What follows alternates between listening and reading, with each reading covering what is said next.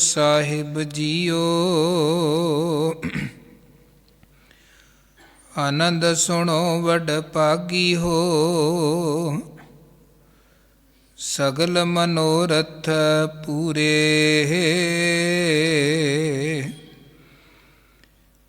ਪਾਰ ਬ੍ਰਹਮ ਪ੍ਰਭ ਪਾਇਆ, ਉਤਰੇ ਸਗਲ ਵਿਸੂਰੇ। ਆਨੰਦ ਸੁਣੋ ਵਡ ਭਾਗੀ ਹੋ, ਸਗਲ ਮਨੋਰਥ ਪੂਰੇ। ਪਾਰ ਬ੍ਰਹਮ ਪ੍ਰਭ ਪਾਇਆ, ਉਤਰੇ ਸਗਲ ਵਿਸੂਰੇ। ਦੁਖ ਰੋਗ ਸੰਤਾਪ ਉਤਰੇ, ਸੁਣੀ ਸੱਚੀ ਬਾਣੀ।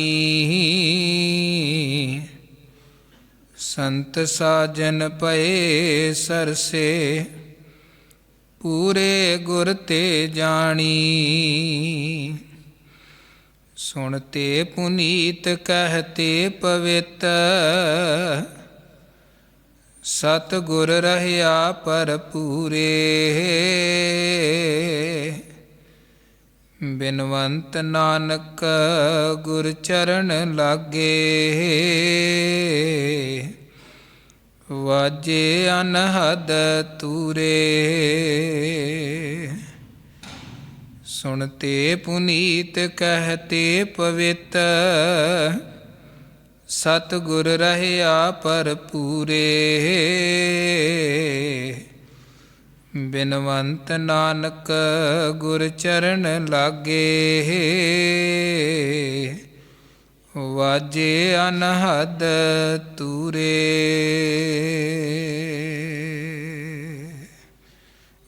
ਵਾਹਿਗੁਰੂ ਜੀ ਕਾ ਖਾਲਸਾ, ਵਾਹਿਗੁਰੂ ਜੀ ਕੀ ਫਤਿਹ। ਜੁਗੋ ਜੁਗ ਅਟਲ ਸਤਿਗੁਰੂ ਗੁਰਗੱਦੀ ਤੇ ਸੁਭਾਇਮਾਨ, ਗਰੀਬ ਨਵਾਜ ਦਸਾਂ ਪਾਤਸ਼ਾਹੀਆਂ ਦੀ ਜੋਤ ਸਤਿਗੁਰੂ ਧੰਨ ਗੁਰੂ ਗ੍ਰੰਥ ਸਾਹਿਬ ਜੀ ਮਹਾਰਾਜ ਜੀ ਦੀ ਪਾਵਨ ਪਵਿੱਤਰ ਮੁਬਾਰਕ ਅੰਮ੍ਰਿਤਮਈ ਹਜ਼ੂਰੀ ਵਿਖੇ, ਚਰਨ ਸ਼ਰਨ ਵਿਖੇ ਰਾਤਰੀ ਦੇ ਸੱਜੇ ਹੋਏ ਦੀਵਾਨਾਂ ਦੀ ਹਾਜ਼ਰੀ ਭਰ ਰਹੀ ਸਤਿਕਾਰ ਔਰ ਸਨਮਾਨਯੋਗ ਗੁਰੂ ਰੂਪ ਸਾਧ ਸੰਗਤ, ਸਤਿਗੁਰੂ ਜੀ ਨੇ ਬੇਅੰਤ ਬੇਅੰਤ ਬਖਸ਼ਿਸ਼ਾਂ ਰਹਿਮਤਾਂ ਕੀਤੀਆਂ ਹਨ। ਗੁਰਸੰਗਤ ਰੂਪ 'ਚ ਗੁਰੂ ਕੇ ਦਰਬਾਰ ਵਿਖੇ ਜੁੜ ਮਿਲ ਬੈਠਣ ਦਾ ਸੁਭਾਗਾ ਸਮਾਂ ਮਿਲਿਆ। ਗੁਰੂ ਘਰ ਦੇ ਸਤਿਕਾਰ ਸਨਮਾਨਯੋਗ ਕੀਰਤਨੀਆਂ ਪਾਸੋਂ ਇਲਾਹੀ ਬਾਣੀ ਦੇ ਪਾਵਨ ਔਰ ਪਵਿੱਤਰ ਸ਼ਬਦ ਕੀਰਤਨ ਪਿਆਰ ਔਰ ਸਤਿਕਾਰ ਸਹਿਤ ਆਪ ਜੀ ਨੇ ਸ਼ਰਵਣ ਕੀਤੇ ਨੇ। ਘੜੀਆਂ ਨੂੰ ਸਫਲਾਂ ਬਣਾਇਆ, ਸਕਾਰਤ ਬਣਾਇਆ ਹੈ। ਧੰਨ ਗੁਰੂ ਅਮਰਦਾਸ ਸਾਹਿਬ ਜੀ ਵੱਲੋਂ ਬਖਸ਼ਿਸ਼ ਕੀਤੀ ਹੋਈ ਪਾਵਨ ਪਵਿੱਤਰ ਬਾਣੀ ਆਨੰਦ ਸਾਹਿਬ ਦੀਆਂ ਲਗਾਤਾਰ ਲੜੀਵਾਰ ਆਪ ਜੀ ਨੇ ਵਿਚਾਰਾਂ ਸ਼ਰਵਣ ਕੀਤੀਆਂ ਹਨ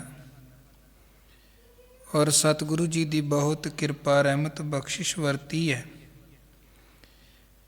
ਗੁਰਬਾਣੀ ਵਿਚਾਰ ਅਧੀਨ ਆਨੰਦ ਸਾਹਿਬ ਦੀ ਬਾਣੀ ਦੀ ਵਿਚਾਰ ਕਰਦੇ ਹੋਏ ਅੱਜ ਅਸੀਂ ਇਸ ਬਾਣੀ ਦੀ ਬਿਲਕੁਲ ਅਖੀਰਲੀ ਪੌੜੀ ਤੇ 40 ਨੰਬਰ ਪੌੜੀ ਤੇ ਪਹੁੰਚੇ ਹਾਂ ਔਰ 40 ਨੰਬਰ ਪੌੜੀ ਦਾ ਪਾਠ ਆਪ ਜੀ ਨੇ ਸ਼ਰਵਣ ਕੀਤਾ ਹੈ। ਜਿੱਥੇ ਇਸ ਪੌੜੀ ਦੀ ਸਮਾਪਤੀ ਹੁੰਦੀ ਹੈ, ਭਾਵ ਸਾਰੇ ਆਨੰਦ ਸਾਹਿਬ ਦੀ ਬਾਣੀ ਦੀ ਸੰਪੂਰਨਤਾ ਹੈ। ਅਖੀਰ 'ਚ 2 ਅੰਕ ਆਉਂਦੇ ਹਨ। ਇੱਕ ਤੇ ਹੈ ਵਾਜੇ ਅਨਹਦ ਤੂਰੇ ਤੋਂ ਬਾਅਦ 2 ਡੰਡੇ ਲੱਗੇ ਨੇ, ਅੱਗੇ ਲਿਖਿਆ ਹੈ 40।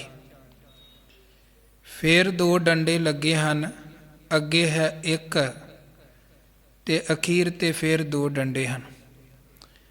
40 ਦਾ ਭਾਵ ਹੈ ਕਿ ਇਸ ਬਾਣੀ ਦੀਆਂ 40 ਪੌੜੀਆਂ ਹਨ, ਔਰ 40 ਤੋਂ ਬਾਅਦ 2 ਡੰਡੇ ਲੱਗ ਕੇ ਬਾਅਦ 'ਚ ਜੋ ਇੱਕ ਲਿਖਿਆ ਹੈ, ਉਹਦਾ ਮਤਲਬ ਹੈ ਕਿ ਇਹ 40 ਪੌੜੀਆਂ ਦੀ ਬਾਣੀ ਇੱਕ ਬਾਣੀ ਹੈ, ਇੱਕੋ ਬਾਣੀ ਹੈ ਸਾਰੀ। ਹੁਣ ਗੁਰੂ ਅਮਰਦਾਸ ਮਹਾਰਾਜ ਬਾਣੀ ਦੀ ਜਿਸ ਦਿਨ ਆਪਾਂ ਵਿਚਾਰ ਆਰੰਭ ਕੀਤੀ ਸੀ, ਉਦਣ ਵੀ ਇਹ ਕੁਝ ਵਿਚਾਰਾਂ ਆਪਾਂ ਸਾਂਝੀਆਂ ਕੀਤੀਆਂ ਸਨ ਕਿ ਧੰਨ ਗੁਰੂ ਅਮਰਦਾਸ ਸਾਹਿਬ ਜੀ ਦੀ ਜ਼ਿੰਦਗੀ ਦਾ ਨਿਚੋੜ ਹੈ ਇਹ ਬਾਣੀ। ਗੁਰੂ ਬਣਨ ਤੋਂ ਪਹਿਲਾਂ ਦੇ ਸਮੇਂ ਦਾ ਵੀ ਅਨੁਭਵ ਹੈ। ਗੁਰੂ ਬਣ ਕੇ ਜਾਂ ਗੁਰੂ ਕੇ ਦਰਬਾਰ 'ਚ ਆ ਕੇ ਜਦੋਂ ਗੁਰਸਿੱਖ ਬਣ ਕੇ ਸੇਵਾ ਕੀਤੀ ਹੈ, ਉਹ ਸਿੱਖ ਬਣ ਕੇ ਘਾਲੀ ਹੋਈ ਘਾਲਣਾ ਦਾ ਵੀ ਨਿਚੋੜ ਹੈ। ਤੇ ਸਿੱਖੀ ਦੀ ਕਮਾਈ ਕਰਕੇ ਜਦੋਂ ਉਹ ਉਸ ਪਦਵੀ ਤੱਕ ਪਹੁੰਚੇ ਹਨ ਜਿਹਨੂੰ ਅਸੀਂ ਕਹਿੰਦੇ ਹਾਂ ਗੁਰੂ ਅਮਰਦਾਸ। ਪਹਿਲਾਂ ਨੇ ਅਮਰਦਾਸ, ਫਿਰ ਗੁਰੂ ਕੇ ਸਿੱਖ ਅਮਰਦਾਸ ਬਣੇ ਤੇ ਫਿਰ ਗੁਰੂ ਅਮਰਦਾਸ ਬਣੇ।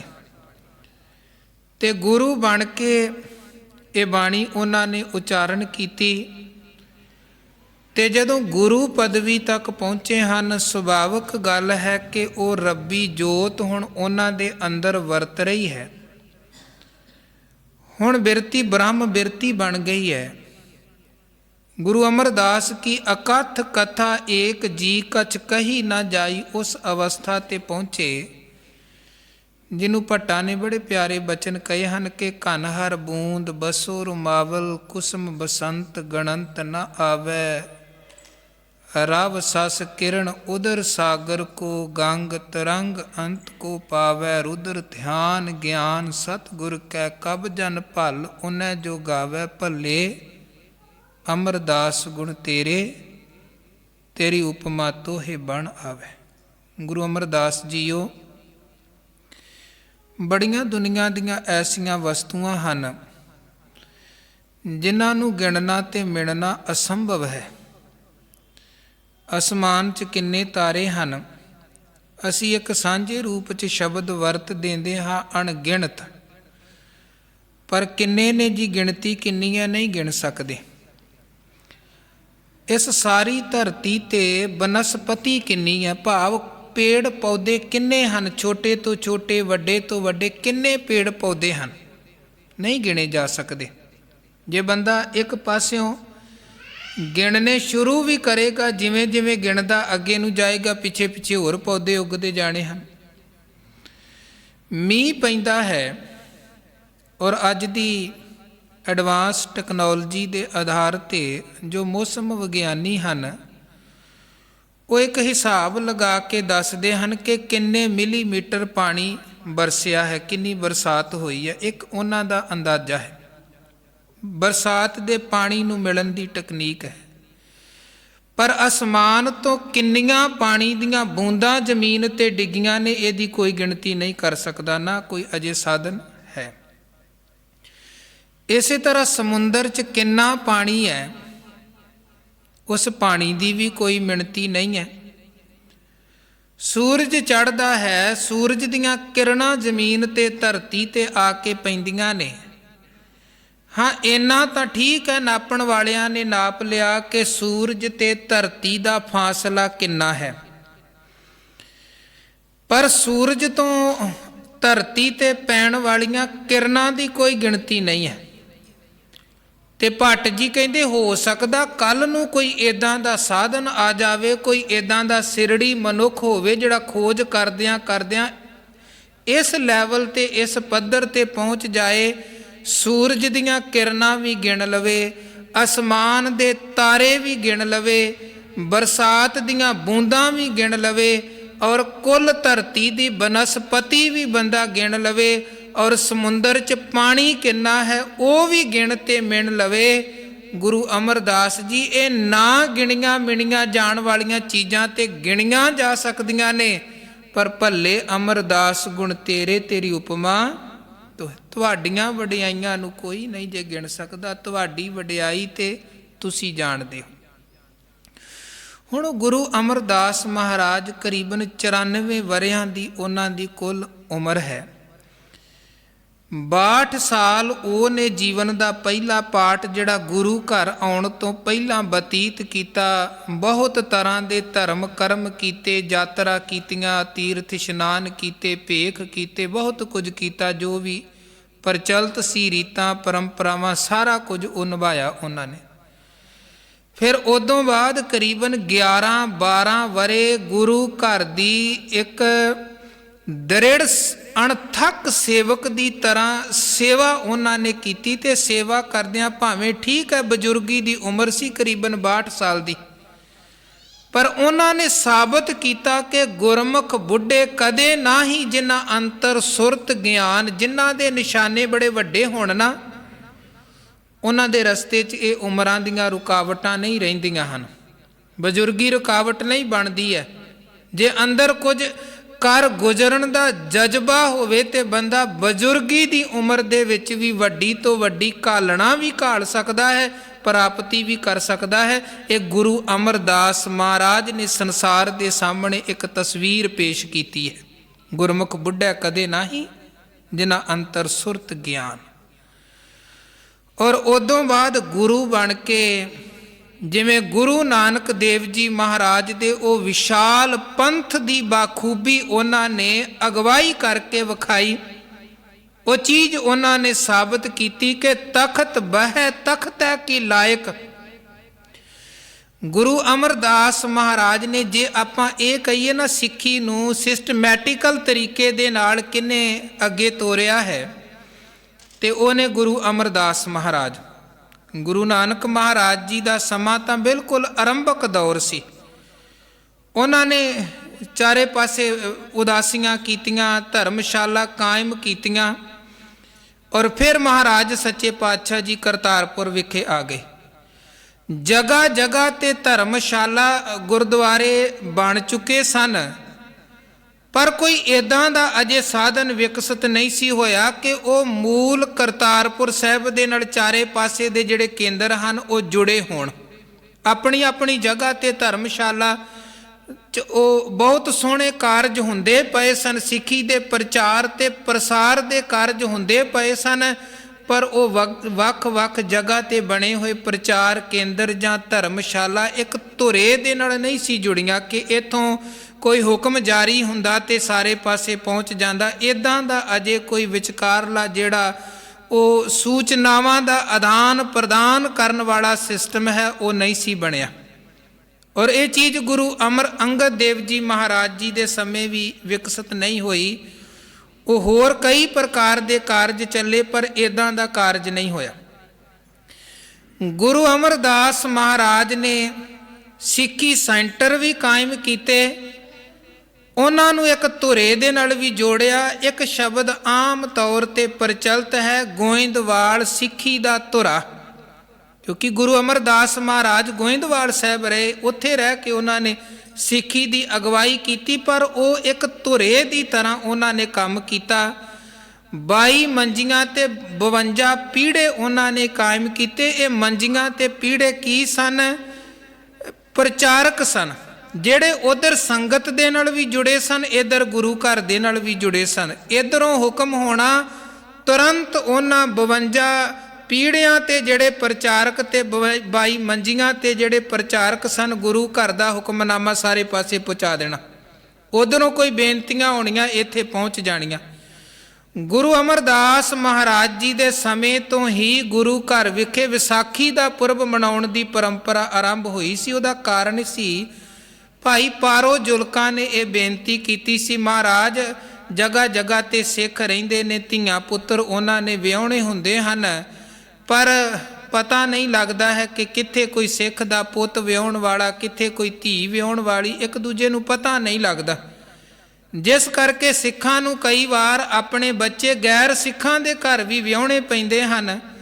ਤੇ ਜਿਹੜਾ ਬੱਚਾ ਇੱਕ ਸਿੱਖ ਪਰਿਵਾਰ 'ਚ ਪਲਿਆ ਹੈ, ਧੀ ਸਿੱਖ ਪਰਿਵਾਰ 'ਚ ਬੜੀ ਹੈ, ਕਈ ਵਾਰ ਕਿਸੇ ਅਨਮਤੀ ਦੇ ਘਰ ਜਾ ਕੇ ਉਹ ਤਾਲਮੇਲ ਨਹੀਂ ਬਹਿੰਦਾ ਹੈ। ਜਾਂ ਕੋਈ ਉਧਰੋਂ ਧੀ ਵਿਆਹ ਕੇ ਇੱਧਰ ਆਈ ਹੈ ਤੇ ਇੱਥੇ ਸਿੱਖੀ ਪਰੰਪਰਾਵਾਂ ਉਹ ਆਪਣੇ ਮਤ ਮੁਤਾਬਕ ਕਰਮ ਕਰਦੀ ਰਹੀ, ਤਾਲਮੇਲ ਨਹੀਂ ਬਹਿੰਦਾ ਹੈ। ਤੇ ਮਹਾਰਾਜ ਕਿਉਂ ਨਾ ਕੋਈ ਇੱਦਾਂ ਦਾ ਇੱਕ ਦਿਨ ਰੱਖਿਆ ਜਾਵੇ ਜਦੋਂ ਚਾਰੇ ਪਾਸੇ ਦੇ ਸਿੱਖ ਗੁਰੂ ਘਰ ਵਿਖੇ ਆਉਣ, ਸਿੱਖਾਂ ਦੇ ਨਾਲ ਜਾਣ ਪਛਾਣ ਹੋਵੇ, ਪਤਾ ਲੱਗੇ ਕਿੱਥੇ ਕਿਹਦਾ ਪੁੱਤ ਵਿਆਹੁਣ ਵਾਲਾ, ਕਿਹਦੀ ਧੀ ਵਿਆਹੁਣ ਵਾਲੀ, ਸਿੱਖ ਆਪਸ ਦੇ ਵਿੱਚ ਰਿਸ਼ਤੇ ਨਾਤੇ ਵੀ ਕਰ ਸਕਣ ਔਰ ਇੱਕ ਗੁਰਸਿੱਖੀ ਸਾਂਝ ਵੀ ਬਣ ਸਕੇ, ਭਾਈਚਾਰਾ ਵੀ ਬਣ ਸਕੇ। ਸਿੱਖ ਕਿਸੇ ਕੰਮ ਦੇ ਲਈ ਦੇਸੋਂ ਪ੍ਰਦੇਸ ਜਾਵੇ, ਉਹਨੂੰ ਪਤਾ ਹੋਵੇ ਮੈਂ ਜਿੱਥੇ ਜਾ ਰਿਹਾ ਮੇਰੇ ਸਿੱਖ ਭਾਈ ਮੌਜੂਦ ਹਨ, ਕੋਈ ਮੇਰੀ ਬਾਂਹ ਫੜਨ ਵਾਲਾ ਮੌਜੂਦ। ਉਦੋਂ ਫਿਰ ਗੁਰੂ ਅਮਰਦਾਸ ਮਹਾਰਾਜ ਨੇ ਇਹ ਵਿਸਾਖੀ ਦਾ ਪੁਰਬ ਗੁਰੂ ਘਰ ਵਿਖੇ ਮਨਾਉਣਾ ਆਰੰਭ ਕੀਤਾ ਸੀ। ਸੋ ਗੁਰੂ ਅਮਰਦਾਸ ਮਹਾਰਾਜ ਨੇ ਬਾ ਕਮਾਲ ਤਰੀਕੇ ਦੇ ਨਾਲ ਸਿੱਖੀ ਦੀ ਅਗਵਾਈ ਕੀਤੀ ਹੈ ਔਰ ਹਕੂਮਤਾਂ ਤੱਕ, ਸਮੇਂ ਦੇ ਬਾਦਸ਼ਾਹ ਤੱਕ ਗੁਰੂ ਘਰ ਵਿਖੇ ਆ ਕੇ ਨਿਵੇ ਹਨ, ਝੁਕੇ ਹਨ। ਗੁਰੂ ਅਮਰਦਾਸ ਮਹਾਰਾਜ ਜੀ ਦੇ ਸਮੇਂ ਸਮਾਜ ਅੰਦਰ ਫੈਲੀਆਂ ਕੁਰੀਤੀਆਂ ਦੇ ਵਿਰੁੱਧ ਗੁਰੂ ਅਮਰਦਾਸ ਮਹਾਰਾਜ ਨੇ ਖੁੱਲ੍ਹ ਕੇ ਗੱਲ ਕੀਤੀ ਹੈ। ਉਹ ਭਾਵੇਂ ਜਾਤ ਪਾਤ ਸੀ ਜਾਂ ਇਸਤਰੀ ਜਾਤੀ ਦੇ ਨਾਲ ਵਿਤਕਰਾ ਹੋਣਾ ਕਿ ਪਤੀ ਮਰਿਆ ਤੇ ਜਿਉਂਦੀ ਪਤਨੀ ਨੂੰ ਚਿਖਾ ਤੇ ਸਾੜ ਕੇ ਖਤਮ ਕਰ ਦੇਵੋ, ਗੁਰੂ ਅਮਰਦਾਸ ਮਹਾਰਾਜ ਨੇ ਇਸ ਸਮਾਜ ਦੀ ਕਲੰਕ ਰੂਪ ਪਰੰਪਰਾ ਦੇ ਵਿਰੁੱਧ ਬੋਲਿਆ ਵੀ ਔਰ ਬਾਦਸ਼ਾਹ ਨੂੰ ਕਹਿ ਕੇ ਕਾਨੂੰਨ ਵੀ ਬਣਾਇਆ ਕਿ ਕਿਉਂ ਇਹ ਬੱਚੀਆਂ ਤੇ ਇੰਨਾ ਜ਼ੁਲਮ ਤੇ ਅਤਿਆਚਾਰ ਹੁੰਦਾ ਹੈ। ਪਤੀ ਮਰੇ, ਪਤਨੀ ਨੂੰ ਨਾਲ ਹੀ ਸਾੜ ਦਿੱਤਾ ਜਾਂਦਾ ਸੀ, ਪਤਨੀ ਮਰ ਜਾਏ ਪਤੀ ਨੂੰ ਦੁਬਾਰਾ ਵਿਆਹ ਕਰਾਉਣ ਦੀ ਵੀ ਆਗਿਆ ਸੀ। ਸਤਿਗੁਰਾਂ ਨੇ ਸਤੀ ਪ੍ਰਥਾ ਦਾ ਵੀ ਵਿਰੋਧ ਕੀਤਾ, ਪੁਨਰ ਵਿਆਹ ਦੀ ਮਰਿਆਦਾ ਵੀ ਆਰੰਭ ਕੀਤੀ ਔਰ ਇਸਤਰੀ ਨੂੰ ਪਰਦੇ 'ਚ ਰੱਖਿਆ ਜਾਂਦਾ ਸੀ। ਜਿਹੜੇ ਬੋਲ ਹਨ ਤੁਲਸੀਦਾਸ ਦੇ ਕੇ ਢੋਰ ਗਵਾਰ ਸ਼ੂਦਰ ਪਛ ਨਾਰੀ, ਇਹ ਸਭ ਤਾੜਨ ਕੇ ਅਧਿਕਾਰੀ, ਘੁੰਡ ਕੱਢ ਕੇ ਰੱਖੇ ਇਸਤਰੀ। ਗੁਰੂ ਅਮਰਦਾਸ ਮਹਾਰਾਜ ਕਹਿਣ ਲੱਗੇ ਨਹੀਂ, ਕੋਈ ਪਰਦਾ ਨਹੀਂ ਹੈ। ਜਿੱਦਾਂ ਪੁਰਸ਼ ਨੂੰ ਜਿਉਣ ਦਾ ਹੱਕ ਹੈ ਉੱਦਾਂ ਹੀ ਬਰਾਬਰ ਇਸਤਰੀ ਨੂੰ ਜਿਉਣ ਦਾ ਹੱਕ ਹੈ। ਸੋ ਕਿਉ ਮੰਦਾ ਆਖੀਐ ਜਿਤ ਜੰਮੈ ਰਾਜਾਨ। ਸੋ ਗੁਰੂ ਅਮਰਦਾਸ ਮਹਾਰਾਜ ਨੇ ਗੁਰੂ ਬਣ ਕੇ ਜਿੱਥੇ ਸਿੱਖੀ ਦੇ ਵਿਕਾਸ ਦੇ ਕਾਰਜ ਕੀਤੇ, ਸਿੱਖੀ ਨੂੰ ਇੱਕ ਸਿਸਟਮੈਟਿਕਲ ਤਰੀਕੇ ਦੇ ਨਾਲ ਅੱਗੇ ਚਲਾਇਆ, ਇੱਕ ਧੁਰੇ ਦੇ ਨਾਲ ਚਾਰੇ ਪਾਸੇ ਦੀਆਂ ਸੰਗਤਾਂ ਨੂੰ ਜੋੜਿਆ। ਉੱਥੇ ਸਮਾਜ ਅੰਦਰ ਜੋ ਕੁਰੀਤੀਆਂ ਸਨ ਉਹਦੇ ਵਿਰੁੱਧ ਉਹਨਾਂ ਨੇ ਗੱਲਾਂ ਕੀਤੀਆਂ, ਕਾਨੂੰਨ ਬਣਵਾਏ ਔਰ ਸਭ ਤੋਂ ਵੱਡੀ ਗੱਲ ਸੀ ਕਿ ਜਿਹੜੀ ਇੱਕ ਅਧਿਆਤਮਕ ਭੁੱਖ ਜੀਵਾਂ ਦੇ ਅੰਦਰ ਸੀ, ਉਹ ਭੁੱਖ ਨੂੰ ਕਿੱਦਾਂ ਖਤਮ ਕੀਤਾ ਜਾ ਸਕਦਾ ਹੈ, ਉਹ ਭੁੱਖ ਦੀ ਤ੍ਰਿਪਤੀ ਕਿੱਦਾਂ ਹੋ ਸਕਦੀ ਹੈ, ਕਿਵੇਂ ਆਨੰਦ ਤੇ ਸਹਿਜ ਤੇ ਉਹ ਪਰਮ ਪਦ ਤੱਕ ਪਹੁੰਚਿਆ ਜਾ ਸਕਦਾ ਹੈ, ਉਹਦੀ ਅਗਵਾਈ ਧੰਨ ਗੁਰੂ ਅਮਰਦਾਸ ਮਹਾਰਾਜ ਜੀ ਨੇ ਕੀਤੀ ਤੇ ਆਨੰਦ ਸਾਹਿਬ ਵਰਗੀ ਪਾਵਨ ਪਵਿੱਤਰ ਆਨੰਦ ਦੇ ਸਿਖਰ ਤੱਕ ਖੜਨ ਵਾਲੀ ਬਾਣੀ ਦੀ ਦਾਤ ਬਖਸ਼ਿਸ਼ ਕੀਤੀ। ਆਰੰਭ 'ਚ ਮਹਾਰਾਜ ਨੇ ਇਸ ਬਾਣੀ ਦੇ ਗੱਲ ਕੀਤੀ ਕਿ ਆਨੰਦ ਭਇਆ ਮੇਰੀ ਮਾਏ ਸਤਿਗੁਰੂ ਮੈਂ ਪਾਇਆ। ਇਹ ਮੇਰੀ ਮਾਂ, ਮੇਰਾ ਜੀਵਨ ਆਨੰਦ ਭਰਪੂਰ ਹੋ ਗਿਆ ਹੈ ਔਰ ਇਹ ਆਨੰਦ ਜੀਵਨ ਅੰਦਰ ਬਣਿਆ ਕਿਵੇਂ ਹੈ? ਸਤਿਗੁਰੂ ਮੈਂ ਪਾਇਆ, ਗੁਰੂ ਨੂੰ ਪਾ ਲਿਆ ਹੈ ਔਰ ਗੁਰੂ ਵਾਲੇ ਬਣ ਕੇ ਆਨੰਦ ਪ੍ਰਾਪਤ ਹੁੰਦਾ ਹੈ। ਤੇ ਗੁਰੂ ਵਾਲੇ ਬਣਨ ਦਾ ਮਤਲਬ ਇਹ ਨਹੀਂ ਹੈ ਕਿ ਬਸ ਅਸੀਂ ਆਏ ਤੇ ਬਸ ਕਹਿ ਦਿੱਤਾ ਜੀ ਅਸੀਂ ਗੁਰੂ ਵਾਲੇ ਬਣ ਗਏ। ਕਬੀਰ ਸਾਹਿਬ ਦਾ ਬਚਨ ਹੈ, ਕਬੀਰ ਗੁਰ ਲਾਗਾ ਤਬ ਜਾਨੀਐ ਮਿਟੈ ਮੋਹ ਭਰਮ ਤਾਪ। ਜੀਵਨ ਚੋਂ ਭਰਮ ਖਤਮ ਹੋ ਗਏ, ਸਮਝੋ ਗੁਰੂ ਵਾਲਾ ਜੀਵ ਬਣ ਗਿਆ ਹੈ। ਜੀਵਨ ਚੋਂ ਅਗਿਆਨਤਾ ਮੁੱਕ ਗਈ ਹੈ, ਹਾਂ ਬਣ ਗਿਆ ਹੈ ਗੁਰੂ ਵਾਲਾ। ਤੇ ਜੇ ਅਜੇ ਅਗਿਆਨਤਾ ਉਸੇ ਤਰ੍ਹਾਂ ਹੈ, ਭਰਮ ਪਖੰਡ ਉਸੇ ਤਰ੍ਹਾਂ ਹਨ ਤੇ ਬਾਹਰੋਂ ਭਾਵੇਂ ਕੋਈ ਕਿਰਪਾਨ ਵੀ ਗਲ ਪਾ ਲਵੇ ਫਿਰ ਵੀ ਮਤ ਸਮਝੋ ਉਹ ਗੁਰੂ ਵਾਲਾ ਬਣਿਆ। ਗੁਰੂ ਵਾਲਾ ਬਣਨ ਦਾ ਭਾਵ ਹੈ ਗੁਰੂ ਦੀ ਮੱਤ ਦਾ ਅੰਦਰ ਪ੍ਰਕਾਸ਼ ਹੋ ਜਾਣਾ। ਜਿਸ ਮਿਲਿਆ ਮਨ ਹੋਏ ਆਨੰਦ ਸੋ ਸਤਿਗੁਰ ਕਹੀਐ, ਮਨ ਕੀ ਦੁਬਿਧਾ ਬਿਨ ਸਜਾਏ ਹਰ ਪਰਮ ਪਦ ਲਈਐ। ਅੰਮ੍ਰਿਤ ਦੀ ਦਾਤ ਤਾਂ ਗੁਰਸਿੱਖੀ ਦੇ ਦਾਇਰੇ ਦੇ ਅੰਦਰ ਪ੍ਰਵੇਸ਼ ਕਰਨ ਦਾ ਪਹਿਲਾ ਕਦਮ ਹੈ। ਸਿੱਖੀ ਦੀ ਕਮਾਈ ਤੇ ਉਦੋਂ ਬਾਅਦ ਅੱਗੇ ਆਰੰਭ ਹੁੰਦੀ ਹੈ ਤੇ ਅੱਗੇ ਚੱਲਦੀ ਹੈ। ਤੇ ਜਿਵੇਂ ਬੱਚੇ ਨੇ ਐਡਮਿਸ਼ਨ ਲੈ ਲਈ, ਅਜੇ ਐਡਮਿਸ਼ਨ ਨਹੀਂ ਲਈ ਹੈ, ਕੋਈ ਉਹਨੇ ਐਗਜ਼ਾਮ ਨਹੀਂ ਪਾਸ ਕਰ ਲਿਆ ਹੈ, ਪੜ੍ਹਾਈ ਨਹੀਂ ਕਰ ਲਈ, ਪੜ੍ਹਾਈ ਤਾਂ ਬਾਅਦ 'ਚ ਐਡਮਿਸ਼ਨ ਤੋਂ ਬਾਅਦ। ਇਸੇ ਤਰ੍ਹਾਂ ਅੱਗੇ ਰਹਿਤ ਦੀ ਕਮਾਈ ਤਾਂ ਅੱਗੇ ਚੱਲਦੀ ਹੈ, ਜਦੋਂ ਪੰਜਾਂ ਦੇ ਕੋਲ ਜੀਵ ਜਾਂਦਾ ਹੈ ਅੰਮ੍ਰਿਤ ਦੀ ਦਾਤ ਉਹ ਦਿੰਦੇ ਨੇ। ਪਾਂਚੋਂ ਮਿਲ ਕਰ ਰਹਿਤ ਜੋ ਭਖ ਹੈ, ਤਾਂ ਕੋ ਮਨ ਮੈਂ ਦਿਰੜ ਕਰ ਰੱਖੈ। ਤੇ ਜਿਹਨੇ ਰਹਿਤ ਨੂੰ ਕਮਾ ਲਿਆ, ਫਿਰ ਮਹਾਰਾਜ ਕਹਿੰਦੇ ਰਹਿਣੀ ਰਹੈ ਸੋਈ ਸਿੱਖ ਮੇਰਾ, ਉਹ ਸਾਹਿਬ ਮੈਂ ਉਸ ਕਾ ਚੇਰਾ। ਤੇ ਜਿਵੇਂ ਜਿਵੇਂ ਬੰਦਾ ਉਸ ਗੁਰੂ ਦੀ ਦੱਸੀ ਹੋਈ ਰਹਿਤ ਦੇ ਵਿੱਚ ਰਹਿੰਦਾ ਹੈ, ਰਹਿਤ 'ਚ ਰਹਿ ਕੇ ਚੱਲਦਾ ਹੈ, ਤਿਵੇਂ ਤਿਵੇਂ ਜੀਵਨ ਦੇ ਅੰਦਰ ਤਬਦੀਲੀਆਂ ਆਉਂਦੀਆਂ ਨੇ। ਤੇ ਕਈ ਵਾਰ ਜਿਹਦੇ ਜੀਵਨ 'ਚ ਤਬਦੀਲੀ ਆ ਰਹੀ ਹੈ ਉਹਨੂੰ ਵੀ ਸਮਝ ਨਹੀਂ ਲੱਗਦੀ ਹੈ ਮੇਰਾ ਅੰਦਰ ਬਦਲ ਰਿਹਾ ਹੈ, ਪਰ ਬਦਲ ਰਿਹਾ ਹੈ। ਧੰਨ ਗੁਰੂ ਅਮਰਦਾਸ ਸਾਹਿਬ ਕਹਿੰਦੇ ਗੁਰੂ ਰਾਹੀਂ ਹੀ ਆਨੰਦ ਤੱਕ ਪਹੁੰਚਿਆ ਜਾ ਸਕਦਾ ਹੈ। ਜੇ ਅਸੀਂ ਅੱਜ ਇੱਥੋਂ ਤੱਕ ਪਹੁੰਚੇ ਹਾਂ ਤੇ ਪਿੱਛੇ ਗੁਰੂ ਦੀ ਕਿਰਪਾ ਹੈ। ਆਨੰਦ ਭਇਆ ਮੇਰੀ ਮਾਏ ਸਤਿਗੁਰੂ ਮੈਂ ਪਾਇਆ। ਉਦੋਂ ਬਾਅਦ ਫਿਰ ਅੱਗੇ ਤੋਂ ਅੱਗੇ ਆਨੰਦ ਸਾਹਿਬ ਦੀ ਬਾਣੀ ਅੰਦਰ ਕਈ ਪ੍ਰਕਾਰ ਦੇ ਨੁਕਤੇ, ਕਈ ਪ੍ਰਕਾਰ ਦੀਆਂ ਜੀਵਨ ਜੁਗਤੀਆਂ ਧੰਨ ਗੁਰੂ ਅਮਰਦਾਸ ਮਹਾਰਾਜ ਜੀ ਨੇ ਸਾਡੀ ਝੋਲੀ ਪਾਈਆਂ। ਕਿਹੜੇ ਕਿਹੜੇ ਗੁਣ ਧਾਰਨ ਕਰਨੇ ਹਨ, ਕੀ ਕੀ ਜੀਵਨ 'ਚੋਂ ਛੱਡਣਾ ਹੈ, ਕਿਵੇਂ ਆਪਣੇ ਮਨ ਨੂੰ ਹਰੀ ਦੇ ਨਾਲ ਜੋੜਨਾ ਹੈ। ਇਹ ਮਨ ਮੇਰਿਆ ਤੂੰ ਸਦਾ ਰਹੋ ਹਰ ਨਾਲੇ। ਕਿਵੇਂ ਗੁਰੂ ਕੋਲੋਂ ਆ ਕੇ ਉਹ ਅੰਮ੍ਰਿਤ ਦੀ ਦਾਤ ਪ੍ਰਾਪਤ ਕਰਨੀ ਹੈ। ਜਿਹਨੂੰ ਸੁਰ ਨਰ ਮੁਨਜਨ ਅੰਮ੍ਰਿਤ ਖੋਜਦੇ, ਸੋ ਅੰਮ੍ਰਿਤ ਗੁਰ ਤੇ ਪਾਇਆ। ਪਰ ਇਹ ਨਹੀਂ ਕਿ ਜ਼ਬਰਦਸਤੀ ਕੋਈ ਗੁਰੂ ਤੋਂ ਉਹ ਅੰਮ੍ਰਿਤ ਨਾਮ ਦੀ ਦਾਤ ਅਸੀਂ ਖੋ ਸਕਦੇ, ਲੈ ਸਕਦੇ ਹਾਂ। ਕਹੈ ਨਾਨਕ ਜਿਸ ਨੂੰ ਆਪ ਤੁਠਾ ਤਿਨ ਅੰਮ੍ਰਿਤ ਗੁਰ ਤੇ ਪਾਇਆ। ਉਦੋਂ ਬਾਅਦ ਅੱਗੇ ਸਤਿਗੁਰੂ ਨੇ ਇਹ ਵੀ ਸਮਝਾਇਆ ਕਿ ਕੇਵਲ ਬਾਹਰੋਂ ਬਾਹਰੋਂ ਨਿਰਮਲ ਬਣ ਕੇ ਤੇ ਆਪਣੇ ਆਪ ਨੂੰ ਧੋਖਾ ਨਹੀਂ ਦੇਣਾ ਹੈ, ਅੰਦਰ ਤੇ ਬਾਹਰ ਤੋਂ ਨਿਰਮਲ ਬਣਨਾ ਹੈ। ਔਰ ਉਹ ਅੰਦਰ ਤੇ ਬਾਹਰ ਤੋਂ ਨਿਰਮਲ ਜਿਹੜਾ ਜੀਵਨ ਹੈ ਉਹ ਵੀ ਸਤਿਗੁਰ ਤੇ ਕਰਨੀ ਕਮਾਣੀ ਗੁਰੂ ਰਾਹੀਂ ਉਹ ਅੰਦਰ ਬਾਹਰ ਦੀ ਨਿਰਮਲਤਾਈ ਬਣਦੀ ਹੈ। ਉਹਦੇ ਲਈ ਬੜਾ ਜ਼ਰੂਰੀ ਹੈ ਕਿ ਆਵੋ ਸਿੱਖ ਸਤਿਗੁਰੂ ਕੇ ਪਿਆਰਿਓ ਗਾਵੋ ਸੱਚੀ ਬਾਣੀ। ਸੱਚੀ ਬਾਣੀ ਦੇ ਨਾਲ ਜੁੜ ਕੇ ਗੱਲ ਬਣਦੀ ਹੈ। ਅਖੀਰ 'ਚ ਵੀ ਮਹਾਰਾਜ ਨੇ ਇਹ ਗੱਲ ਕਹੀ ਹੈ ਤੇ ਨਾਲ ਉਹਨਾਂ ਨੇ ਸੁਚੇਤ ਕੀਤਾ ਕਿ ਬੜੇ ਲੋਕ ਇੱਦਾਂ ਦੇ ਹੋਣਗੇ ਜਿਹੜੇ ਬਾਣੀ ਵਰਗਾ ਵਖਾਵਾ ਕਰਕੇ ਠੱਗਣ ਦੀ ਕੋਸ਼ਿਸ਼ ਕਰਨਗੇ। ਐਨ ਸੁਚੇਤ ਹੋ ਕੇ ਚੱਲਣਾ ਹੈ, ਢਿੱਲੜ ਬਣ ਕੇ ਨਹੀਂ ਚੱਲਣਾ ਹੈ, ਕੋਈ ਅੱਖਾਂ ਬੰਦ ਕਰਕੇ ਨਹੀਂ ਚੱਲਣਾ। ਜੇ ਇਸ ਰਾਹ ਤੇ ਜਾਣਾ ਹੈ ਤੇ ਅੱਖਾਂ ਖੋਲ ਕੇ ਚੱਲਣਾ ਹੈ। ਮਹਾਰਾਜ ਨੇ ਉੱਥੇ ਸਮਝਾਇਆ ਸਤਿਗੁਰੂ ਬਿਨਾ ਹੋਰ ਕੱਚੀ ਹੈ ਬਾਣੀ, ਬਾਣੀ ਤਾਂ ਕੱਚੀ ਸਤਿਗੁਰੂ ਬਾਝੋਂ ਹੋਰ ਕੱਚੀ ਬਾਣੀ। ਫਿਰ ਉਹਨਾਂ ਇਹ ਵੀ ਸਮਝਾਇਆ ਕਿ ਸਨਮੁਖ ਰਹਿ ਕੇ ਗੁਰੂ ਦੇ ਚੱਲੇਗਾ ਤੇ ਗੱਲ ਬਣਨੀ ਓ। ਜੇ ਕੋ ਗੁਰ ਤੇ ਬੇਮੁਖ ਹੋਵੇ ਬਿਨ ਸਤਿਗੁਰ ਮੁਕਤ ਨਾ ਪਾਵੇ, ਮੁਕਤ ਨਾ ਪਾਵੇ ਹੋਰ ਥੈ ਕੋਈ ਪੁੱਛੋ ਬਵੇਕੀਆਂ ਜਾਏ। ਸਿਆਣੇ ਤੋਂ ਸਿਆਣੇ ਸੂਝਵਾਨ ਸਮਝਦਾਰ ਬਵੇਕੀ ਨੂੰ ਪੁੱਛ ਕੇ ਵੇਖ ਲੈ, ਉਹ ਵੀ ਇਹੀ ਗੱਲ ਸਮਝਾਏਗਾ ਗੁਰੂ ਬਿਨਾ ਗਤ ਨਹੀਂ। ਇਦੋਂ ਅੱਗੇ ਚੱਲ ਕੇ ਮਹਾਰਾਜ ਨੇ ਸਰੀਰ ਦੀ ਗੱਲ ਕੀਤੀ, ਸਾਡੇ ਗਿਆਨ ਇੰਦਰੀਆਂ ਦੀ ਗੱਲ ਕੀਤੀ, ਜ਼ੁਬਾਨ, ਅੱਖਾਂ ਔਰ ਕੰਨਾਂ ਦੀ ਗੱਲ ਕਰਕੇ ਵੱਖ ਵੱਖ ਉਪਦੇਸ਼ ਸਾਨੂੰ ਬਖਸ਼ਿਸ਼ ਕੀਤੇ। ਤੇ ਅਖੀਰ 'ਚ ਆ ਕੇ ਮਹਾਰਾਜ ਸੱਚੇ ਪਾਤਸ਼ਾਹ ਕਹਿੰਦੇ ਆਨੰਦ ਸੁਣੋ ਵਡਭਾਗੀ ਹੋ ਸਗਲ ਮਨੋਰਥ ਪੂਰੇ। ਹੁਣ ਆਨੰਦ ਦਾ ਸਿਖਰ ਕੀ ਹੈ, ਆਨੰਦ ਅਵਸਥਾ ਕੀ ਹੈ? ਜਿੱਥੇ ਪਹੁੰਚ ਕੇ ਸਗਲ ਮਨੋਰਥ ਪੂਰੇ। ਇਹ ਸਗਲ ਮਨੋਰਥ ਪੂਰੇ ਦਾ ਭਾਵ ਹੈ ਇੱਛਾਵਾਂ ਪੂਰੀਆਂ ਹੋ ਜਾਣੀਆਂ। ਹੁਣ ਇੱਕ ਹੁੰਦੀਆਂ ਨੇ ਬਾਹਰ ਦੀਆਂ ਪਦਾਰਥਵਾਦੀ ਇੱਛਾਵਾਂ, ਜਿਹਨੂੰ ਮਹਾਰਾਜ ਨੇ ਤ੍ਰਿਸ਼ਨਾ ਵੀ ਕਿਹਾ ਹੈ, ਲੋਭ ਵੀ ਕਿਹਾ ਹੈ, ਲਾਲਚ ਵੀ ਕਿਹਾ ਹੈ। ਕਿੰਨੇ ਲਫ਼ਜ਼ ਬਾਣੀ 'ਚ ਆਉਂਦੇ ਨੇ, ਆਸਾ ਮਨਸਾ ਦੀ ਗੱਲ ਕੀਤੀ ਗਈ ਹੈ।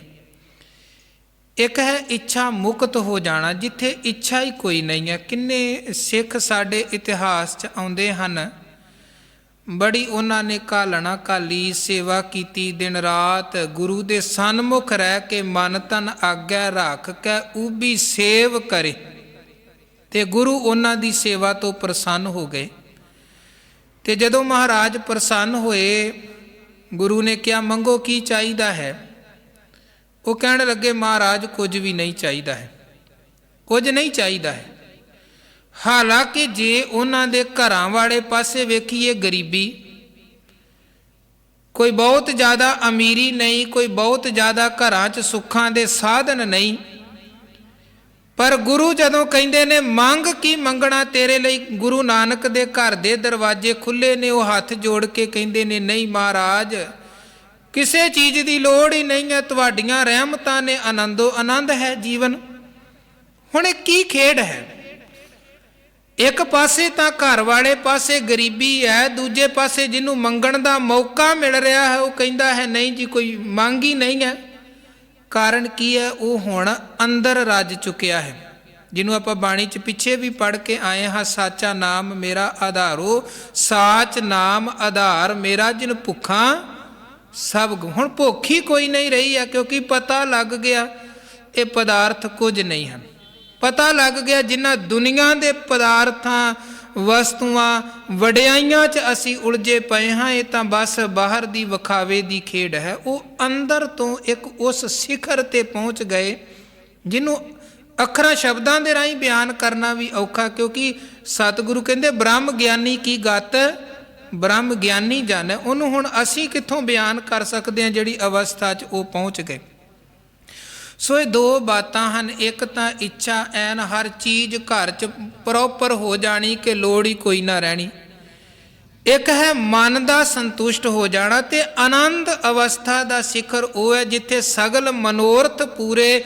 ਹੁਣ ਮਨ ਪੂਰੀ ਤਰ੍ਹਾਂ ਤ੍ਰਿਪਤ ਹੋ ਚੁੱਕਿਆ, ਮਨ ਪੂਰੀ ਤਰ੍ਹਾਂ ਰੱਜ ਚੁੱਕਿਆ, ਮਨ ਦੀਆਂ ਇੱਛਾਵਾਂ ਪੂਰੀਆਂ ਹੋ ਗਈਆਂ ਨੇ।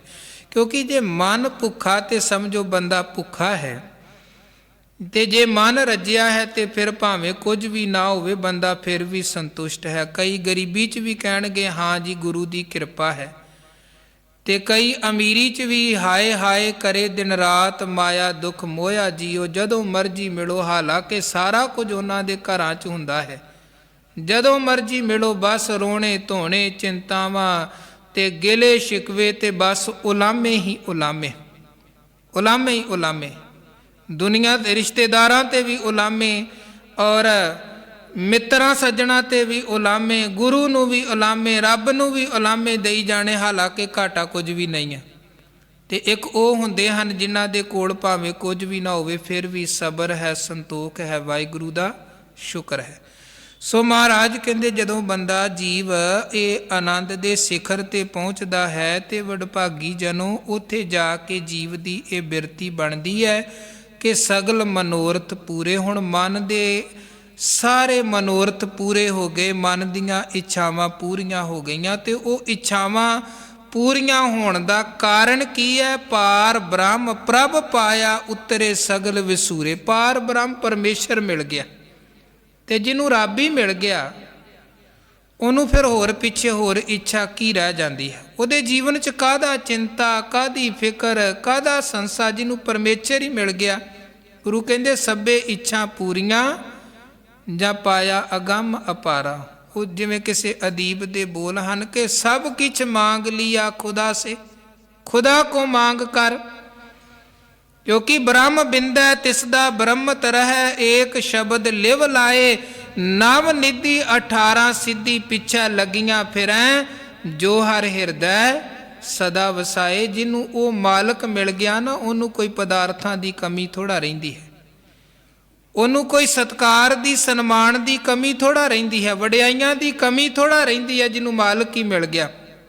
ਸੋ ਮਹਾਰਾਜ ਕਹਿੰਦੇ ਜਿਹਨੂੰ ਪਾਰ ਬ੍ਰਹਮ ਪ੍ਰਭ ਪਾਇਆ ਜਿਹਨੇ, ਉਹਦੇ ਇੱਕ ਤੇ ਸਗਲ ਮਨੋਰਥ ਪੂਰੇ ਨੇ, ਦੂਜੇ ਨੰਬਰ ਤੇ ਉਤਰੇ ਸਗਲ ਵਿਸੂਰੇ। ਸਾਰੇ ਹੀ ਚਿੰਤਾ ਝੋਰੇ ਫਿਕਰ ਮੁੱਕ ਜਾਂਦੇ ਹਨ, ਦੁੱਖ ਰੋਗ ਸੰਤਾਪ ਉਤਰੇ, ਸੁਣੀ ਸੱਚੀ ਬਾਣੀ।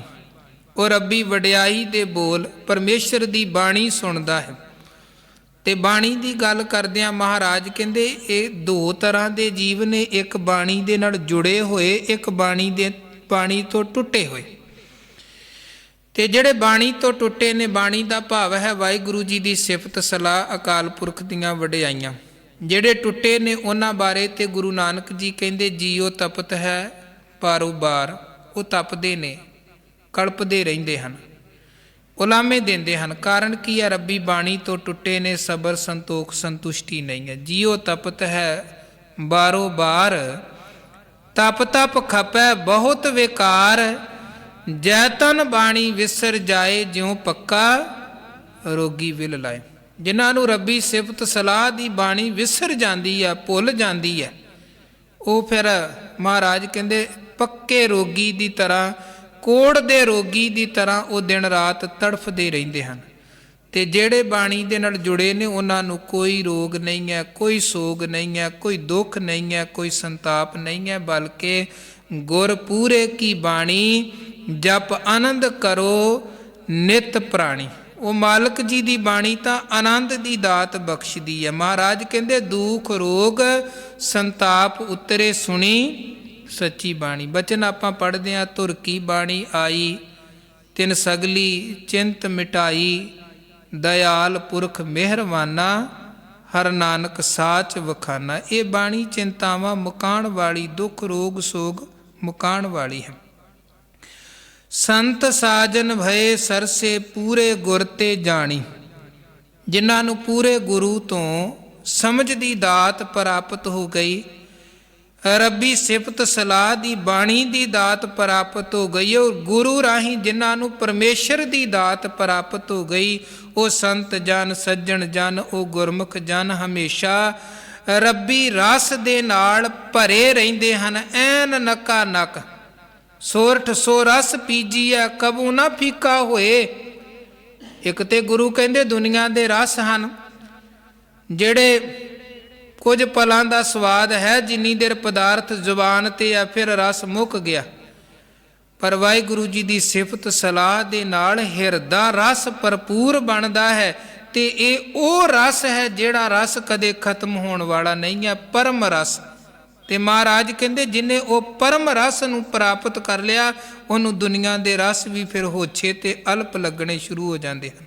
ਹਰ ਰਸ ਪੀਵੈ ਅਲਮਸਤ ਮਤਵਾਰਾ, ਆਨ ਰਸਾਂ ਸਭ ਹੋਛੇਰੇ। ਇਸੇ ਨੂੰ ਬਾਬਾ ਫਰੀਦ ਸਾਹਿਬ ਨੇ ਕਿਹਾ, ਬੜਾ ਚਿਰ ਜ਼ਿੰਦਗੀ ਦਾ ਲੰਬਾ ਸਮਾਂ ਸ਼ੱਕਰ ਦੇ ਲਾਲਚ ਦੇ ਵਿੱਚ ਨਮਾਜ਼ ਪੜ੍ਹਦੇ ਰਹੇ, ਮਿੱਠੇ ਦੇ ਲਾਲਚ ਦੇ ਵਿੱਚ, ਪਰ ਜਦੋਂ ਉਹ ਜੁੜਦਿਆਂ ਬਿਰਤੀ ਜੁੜ ਗਈ, ਆਨੰਦ ਤੱਕ ਪਹੁੰਚ ਗਏ, ਸਹਿਜ ਤੱਕ ਪਹੁੰਚ ਗਏ, ਫਿਰ ਕੋਈ ਲਾਲਚ ਨਹੀਂ ਰਿਹਾ, ਫਿਰ ਕੋਈ ਲਾਲਚ ਨਹੀਂ ਰਿਹਾ।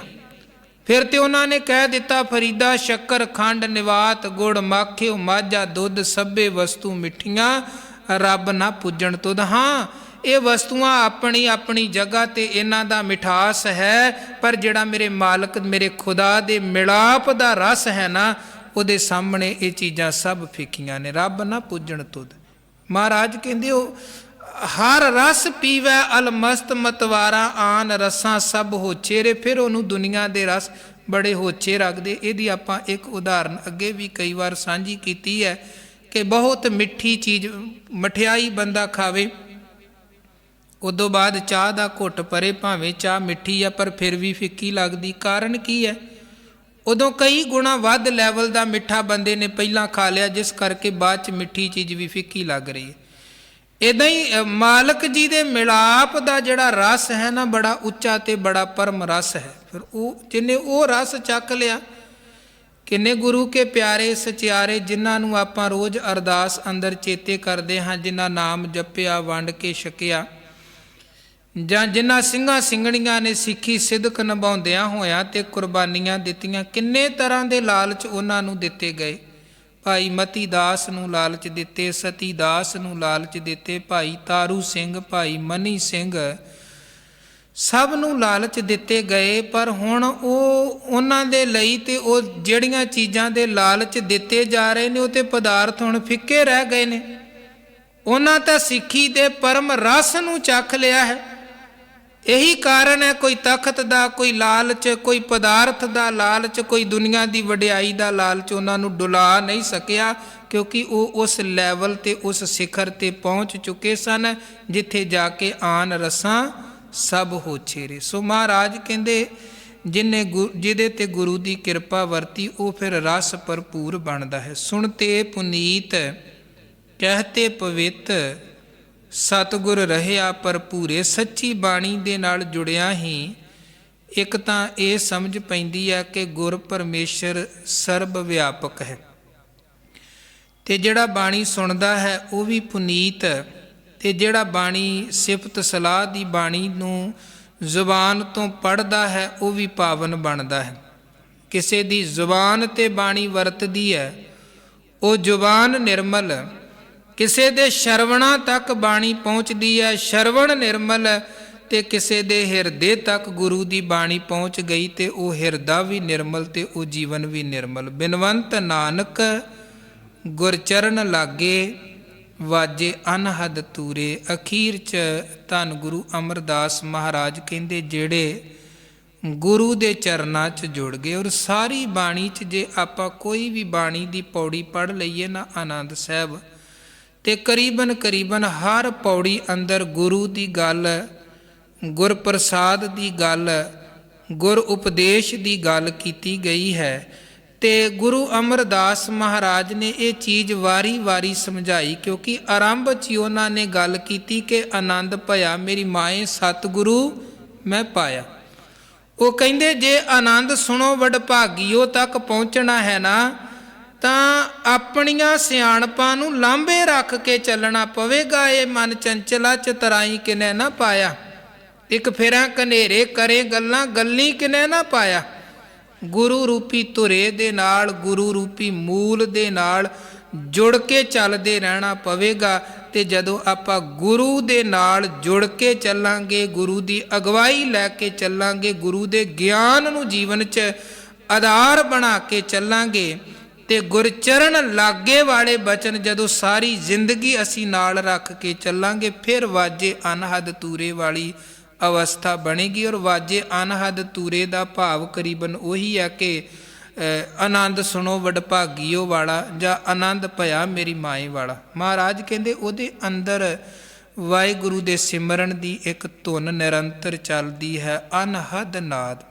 ਜਿਵੇਂ ਪਿੱਛੇ ਵੀ ਕੁਝ ਪੌੜੀਆਂ 'ਚ ਵਿਚਾਰਾਂ ਕਰਦਿਆਂ ਆਪਾਂ ਇਹ ਵਿਚਾਰ ਸਾਂਝੀ ਕੀਤੀ ਸੀ ਕਿ 2 ਪ੍ਰਕਾਰ ਦੇ ਨਾਦ ਹੁੰਦੇ ਹਨ। ਇਹਨੂੰ ਸਿਆਣੇ ਕਹਿੰਦੇ ਇੱਕ ਹੈ ਅਨਹਦ ਨਾਦ ਜਾਂ ਅਨਾਹਦ ਨਾਦ, ਇੱਕ ਹੈ ਆਹਦ ਨਾਦ। ਇੱਕ ਆਵਾਜ਼ ਜੋ 2 ਚੀਜ਼ਾਂ ਦੇ ਟਕਰਾਅ ਤੋਂ ਪੈਦਾ ਹੁੰਦੀ ਹੈ, ਆਹਦ ਨਾਦ। ਤੇ ਜਿਹੜੀ 2 ਚੀਜ਼ਾਂ ਦੇ ਟਕਰਾਅ ਤੋਂ ਪੈਦਾ ਹੋਣ ਵਾਲੀ ਆਵਾਜ਼ ਹੈ ਨਾ, ਉਹ ਆਵਾਜ਼ ਦੀ ਇੱਕ ਸੀਮਾ ਹੈ। ਆਪਾਂ ਦੋਵੇਂ ਹੱਥ ਟਕਰਾ ਕੇ ਤਾੜੀ ਮਾਰਾਂਗੇ, ਤਾੜੀ ਦੀ ਆਵਾਜ਼ ਹੈ ਕਿੱਥੋਂ ਕੁ ਤੱਕ ਜਾਏਗੀ, ਬਸ ਉਦੋਂ ਪਰੇ ਨਹੀਂ। ਇੱਕ ਹੈ ਆਹਦ ਨਾਦ, ਜਿਹੜੀ ਹਿਰਦੇ ਤੋਂ ਆਵਾਜ਼ ਉੱਠਣ ਵਾਲੀ। ਪਿੱਛੇ ਵੀ ਇੱਕ ਦਿਨ ਆਪਾਂ ਗੱਲ ਕੀਤੀ ਸੀ, ਮਾਂ ਭੈਣ ਨਾਨਕੀ ਗੁਰੂ ਨਾਨਕ ਜੀ ਨੂੰ ਚੇਤੇ ਕਰਦੇ ਨੇ, ਤੇ ਗੁਰੂ ਨਾਨਕ ਕਹਿ ਦਿੰਦੇ ਨੇ ਭਾਈ ਮਰਦਾਨਾ ਜੀ ਭੈਣ ਯਾਦ ਕਰ ਰਹੇ ਨੇ। ਉਹ ਹੁਣ ਕਿੰਨੇ ਹਿਰਦੇ 'ਚੋਂ ਇੱਕ ਬਸ ਆਵਾਜ਼ ਨਿਕਲੀ ਹੈ। ਕਈ ਵਾਰ ਸਾਡਾ ਕੋਈ ਸੱਜਣ ਦੂਰ ਬੈਠਾ ਚੇਤੇ ਕਰਦਾ ਹੈ, ਸਾਨੂੰ ਮਹਿਸੂਸ ਹੁੰਦਾ, ਜਾਂ ਕਿਸੇ ਦਾ ਫੋਨ ਆਉਂਦਾ ਸੀ ਕਹਿੰਦੇ ਹੁਣੇ ਹੀ ਯਾਦ ਕੀਤਾ ਸੀ ਤੁਹਾਡਾ ਫੋਨ ਆ ਗਿਆ। ਇਹ ਅਨਾਹਦ ਨਾ, ਉਹ ਆਵਾਜ਼ ਜਿਹੜੀ 2 ਚੀਜ਼ਾਂ ਦੇ ਟਕਰਾਅ ਤੋਂ ਪੈਦਾ ਨਹੀਂ ਹੋਈ ਹੈ, ਅੰਦਰ ਤੋਂ ਇੱਕ ਕੂਕ ਉੱਠੀ ਹੈ। ਮਹਾਰਾਜ ਕਹਿੰਦੇ ਬਸ ਇਹ ਉਹ ਕੂਕ ਹੈ ਜਿਹਦੇ ਹਿਰਦੇ 'ਚੋਂ ਉੱਠ ਗਈ ਨਾ, ਇਹਦੀ ਕੋਈ ਸੀਮਾ ਨਹੀਂ ਹੈ, ਇਹ ਤਾਂ ਫਿਰ ਪਰਮੇਸ਼ਰ ਤੱਕ ਪਹੁੰਚ ਜਾਂਦੀ ਹੈ। ਅਸੀਮ ਹੈ ਇਹ ਖੇਡ, ਅਸੀਮ, ਪਰ ਉਹ ਹੈ ਅੰਦਰ ਤੋਂ ਕੂਕ ਉੱਠਣੀ ਚਾਹੀਦੀ ਹੈ। ਮਨੁੱਖ ਦੀ ਤੇ ਗੱਲ ਹੀ ਕੀ ਹੈ, ਪਾਤਸ਼ਾਹ ਕਹਿੰਦੇ ਬਬੀਹਾ ਅੰਮ੍ਰਿਤ ਵੇਲਾ ਬੋਲਿਆ ਤਾਂ ਦਰ ਸੁਣੀ ਪੁਕਾਰ। ਉਹ ਤਾਂ ਬਬੀਹੇ ਦੇ ਅੰਦਰੋਂ, ਪੰਛੀ ਦੇ ਅੰਦਰੋਂ ਵੀ ਉੱਠੇ, ਉਹ ਵੀ ਪਰਮੇਸ਼ਰ ਤੱਕ ਪਹੁੰਚ ਜਾਂਦੀ ਹੈ। ਪਰ ਕਿਉਂਕਿ ਜੇ ਅਸੀਂ ਉਸ ਅਵਸਥਾ ਤੱਕ ਪਹੁੰਚਣਾ ਹੈ ਕਿ ਸਾਡੇ ਹਿਰਦੇ 'ਚੋਂ ਅਰਦਾਸ ਨਿਕਲੇ, ਤੇ ਉਹ ਅਰਦਾਸ ਸੱਚੇ ਦੇ ਦਰ 'ਤੇ ਸੁਣੀ ਜਾਏ, ਉਹਦੇ ਲਈ ਬਹੁਤ ਜ਼ਰੂਰੀ ਹੈ ਗੁਰਚਰਨ ਲਾਗੇ, ਗੁਰੂ ਦੇ ਚਰਨਾਂ ਦੇ ਨਾਲ ਜੁੜੀਏ, ਗੁਰੂ ਕੋਲੋਂ ਅਗਵਾਈ ਲਈਏ, ਆਪਣੇ ਮਨ ਰੂਪੀ ਹਿਰਦੇ ਰੂਪੀ ਜ਼ਮੀਨ ਨੂੰ ਇਸ ਪੱਧਰ 'ਤੇ ਤਿਆਰ ਕਰੀਏ ਕਿ ਵਾਕਿਆ ਹੀ ਉਸ ਹਿਰਦੇ ਰੂਪੀ ਧਰਤੀ 'ਤੇ ਵਾਹਿਗੁਰੂ ਜੀ ਦੇ ਨਾਮ ਦਾ ਬੀਜ ਬੀਜਿਆ ਵੀ ਜਾਵੇ, ਤੇ ਪ੍ਰਫੁੱਲਤ ਵੀ ਹੋਵੇ, ਤੇ ਫਲੇ ਵੀ ਤੇ ਫੁੱਲੇ ਵੀ। ਧੰਨ ਗੁਰੂ ਅਮਰਦਾਸ ਮਹਾਰਾਜ ਸੱਚੇ ਪਾਤਸ਼ਾਹ ਜੀ ਮਿਹਰ ਕਰਨ, ਕਿਰਪਾ ਕਰਨ। ਸਤਿਗੁਰਾਂ ਦੀ ਪਾਵਨ ਪਵਿੱਤਰ ਬਾਣੀ ਦੇ ਉਪਦੇਸ਼ ਸਾਡੇ ਹਿਰਦੇ 'ਚ ਵਸਣ। ਆਨੰਦ ਸਾਹਿਬ ਨੂੰ ਪੜ੍ਹਦਿਆਂ ਹੋਇਆਂ, ਆਨੰਦ ਸਾਹਿਬ ਨੂੰ ਵਿਚਾਰਦਿਆਂ, ਆਨੰਦ ਸਾਹਿਬ ਨੂੰ ਕਮਾਉਂਦਿਆਂ ਅਸੀਂ ਆਨੰਦ ਅਵਸਥਾ ਤੱਕ ਪਹੁੰਚ ਜਾਈਏ, ਅੰਦਰ ਬਾਹਰ ਆਨੰਦ ਭਰਪੂਰ ਬਣ ਜਾਏ। ਇਹ ਲੋਕ ਸੁਖੀਏ ਪਰਲੋਕ ਸੁਹੇਲੇ, ਨਾਨਕ ਹਰ ਪ੍ਰਭ ਆਪੇ ਮੇਲੇ। ਇੰਨੀਆਂ ਬੇਨਤੀਆਂ ਪ੍ਰਵਾਨ ਕਰਨੀਆਂ ਜੀ। ਗੁਰੂ ਕੀ ਬਾਣੀ ਅਗਾਧ ਬੁੱਧ ਹੈ, ਵਿਚਾਰਾਂ ਕਰਦਿਆਂ ਹੋਈਆਂ ਬੇਅੰਤ ਭੁੱਲਾਂ ਗਲਤੀਆਂ ਅਣਜਾਣ ਦਾ ਅਸਰਾ ਸਮਝਦਿਆਂ ਨਾ ਚਿਤਾਰਨੀਆਂ। ਗੱਜ ਵੱਜ ਕੇ ਗੁਰੂ ਫਤਿਹ ਦੀ ਸਾਂਝ ਪਾਓ। ਆਖੋ ਜੀ ਵਾਹਿਗੁਰੂ ਜੀ ਕਾ ਖਾਲਸਾ, ਵਾਹਿਗੁਰੂ ਜੀ ਕੀ ਫਤਿਹ। ਰਾਮ ਕਲੀ ਮਹਿਲ